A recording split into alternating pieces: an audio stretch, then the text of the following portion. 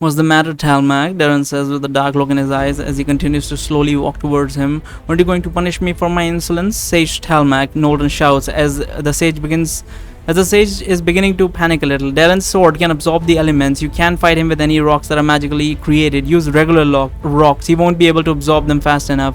So that's how it is, Talmag says. He then begins to use his magic to pull several large boulders out of earth. But before he manages to do it, Darren flings his sword at him with all his might, which sends all the four marbles flying towards the sage. The stone marbles quickly regain their original size in mid-fight, while Talmag is forced to drop the rocks as he's pulling out of the earth to make a large, thick wall of stone in front of him in order to defend himself from the incoming boulder. His wall isn't enough to guard him completely, however. One of the boulders managed to hit him directly, knocking him on his back. Don't let him stab you with that sword. He has a technique that can sever your link to the magical plane. Oh wow, he is fucking OP. As Darren makes a rush towards Talmag, the sage touches the ground with his hand while he's still lying on his back, and then the earth immediately begins to shake with such power that it makes us all fall to the ground. But the earthquake is still going. Talmag raises himself to the air with yet another floating platform, while the earth below our feet is shaking so violently it's beginning to crack. Damn it, he's cheating again, I say, as I look at the sage flying off in the sky. I think we may have some bigger problems to deal with at the moment, Darren says, as he's struggling to get back on his feet due to the violent earthquake. Soon the cracks on the ground grow larger, and the earth itself starts to split in half, creating a boulder, bottomless charm right in front of our eyes. As if this weren't enough, large chunks of rocks are now being pulled from under our feet, leaving us with no ground to stand on and sending us falling into the great abyss below. Wouldn't his teammates fall down if he did that? But okay. The elf immediately begins to float, makes a floating magical barrier below his feet, another one for Noldren. That's one way to do it. While Kate makes several floating ice platforms right below us in order to save us from falling. Just before we reach the platforms, Kate, Layla, Darren and Hardrick and I all find myself suddenly floating in midair as if we are slowly getting raised from the chasm. While we look up, we see Melindra floating a few dozen feet above us with that serious expression in her eyes again, but she is making slow hand movements to aid her in directing the air currents that are keeping us afloat. Melindra Flower says that she is still being chased by the black-haired banshee in midair. You shouldn't be casting powerful spells so soon after being healed. I'm fine, Melindra says while she pulls us out of the pit. Don't worry about me. You should be worrying about what the sage is doing. What the sage is doing up there instead. As we all take a look to see what's happening, we're shocked to find out that all the rocks that are being pulled from the ground are now being gathered up to form a 50-foot tall golem made out of stone with the sage standing inside of its head, with his seriously a mecha battle inside its head on his floating platform from before. When you try absorbing this golem with your sword, Darren, Talmag shouts from the ground. Maybe you'll manage to scratch the sole of its foot before it stomps you to death. He then uses his earth powers to move the walls of rocks on the side of the chasm closer together in order to create a path for his stone giant to walk on. The earth is trembling violently once more as the pit below us gets narrower by the seconds until the walls forming the crevice get joined together, leaving nothing but a small crack in the ground between them. In the meantime, Melinda makes us float until we are at a relatively safe distance from the golem, and then she lands us on the ground. Healer, you might want to make a barrier around everyone, Melinda says, and make it stronger than any barrier you've ever casted before. I do not have a lot of control over the spells that I'm about to use from the moment onwards. Oh, Darren says, alright, I'm on it.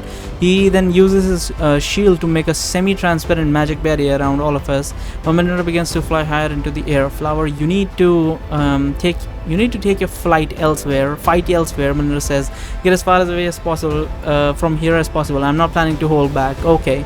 Melinda says, follow me, Banshee, this way. She then propels herself in the direction opposite to the golem with the fire jet, so the black-haired Banshee rushes to follow her. When Flower is safely out of the way, Melinda casts a spell. Suddenly, we can see hundreds of sharp-looking blades made of winds rotate around her at a great speed. The wind blades are likely sharpened in the same way that Luna or Kate sharpen their own element, and they're mostly transparent except for when the light of the sun shines on them.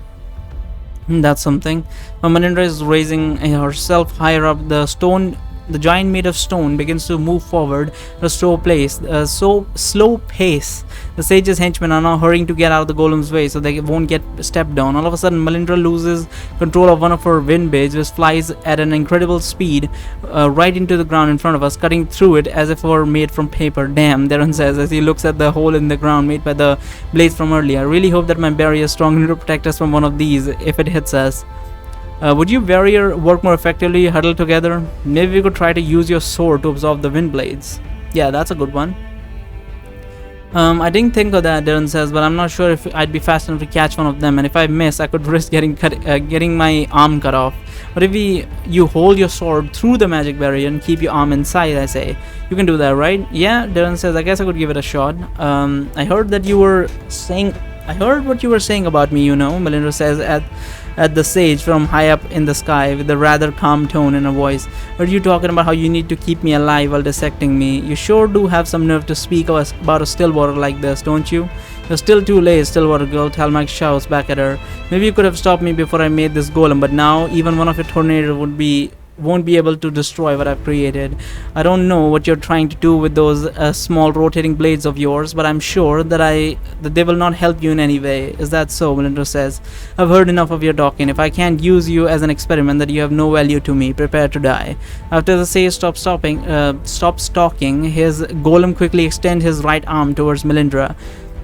It tries to crush her in her hand. However, as soon as his hand touches the tries to close in around Melindra, hundreds of wind blades are rotating around her hand at once. They cut the rocks into tiny pieces in a matter of seconds. No, Talmak says in a complete shock as he looks at the golem's arm before him, which is now missing its hand entirely. I believe it's time to show you, Sage Talmak, why air is the strongest of all magical elements, Melindra says, and then she unleashes 10 more blades than she had before, throwing them all at the stone giant's direction. Thousands of wind blades all soar through the sky and breathtaking speed. For a few seconds, we could see great spectacles of shimmering lights as the sun was being reflected into each of the blades in turn.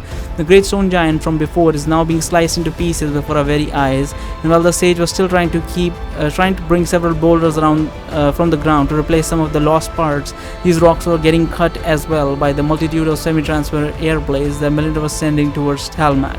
A few stray blades also hit Darren's barrier during this time, but it seems to be holding well for now. There's also the fact that Darren's managed to catch one or two of the wind blades with his sword, as there wasn't as much strain on the barrier as there could have been.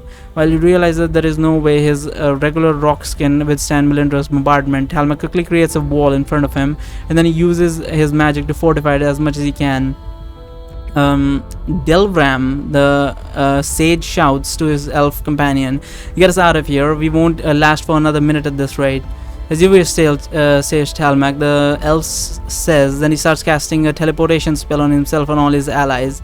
When she hears the elf, Melindra sends a few blades his way as well, but the mage raises a barrier in front of him, which deflects all of her attacks. No, the banshee shouts as her body is beginning to vibrate and to shine with a bright light, while the same thing is happening to all of her companions. "Don't take me with you. Leave me here. Damn it, I'm not done with..." Before she gets to finish what she had to say, Banshee gets teleported out of the area. The same happens to Talmak, Noldren, and the elf. As soon as our enemies disappear, Melindra dismisses all her wind blades and she begins to descend towards us, while Flower is also flying our way.